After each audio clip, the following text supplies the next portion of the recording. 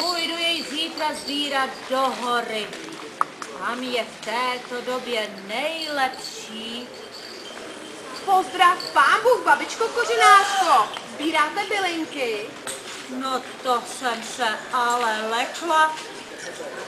Touhle dobou už sem nikdo nepřichází. Najednou kašpárek, taškář starý. A co pak tady děláš tak pozdě a sám, kašpárku? Nejdu sám, tamhle vzadu je Honza, ale to víte, on je trochu loudavý. Dobrý večer, babičko Kořenářko. Tak jak se vám suší bylinky? Ale dobře, Honzíčku, právě tady kašpárkovi říká, že se jej zítra vydám do hory trhat, že je tam úplně nejlepší. To věřím, tomu vy moc dobře rozumíte. Teď už jste uzdravila tolik lidí. Tátovi jste také pomohla. Jak jste mu dala to mazání a nohy už ho nebolí? Tak, bylinky mají velikou moc. To si pamatujte, mládenci a děti a rodiče. Ale zrovna mám jednu velikánskou starost. A vůbec si s ní nevím rady.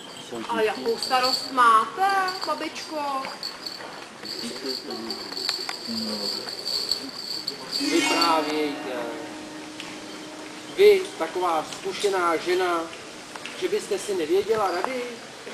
Když jste sem tak náhodou přišli a že jste to vy, tak vám to povím.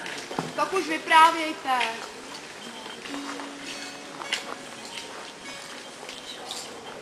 Včera jsem sbírala v hoře bylinky a najednou hrom, zlep a déšť. Tak jsem se vám šla schovat do zříceniny starého hradu. To víte, bouřky jsem se opravdu bála. Takové blesky se vám plikatily oblohou. Ukryla jsem se v temné chodbě a čekala jsem, až ta slota ustane. A najednou v záblesku poznávám, že se ke mně blíží nějaká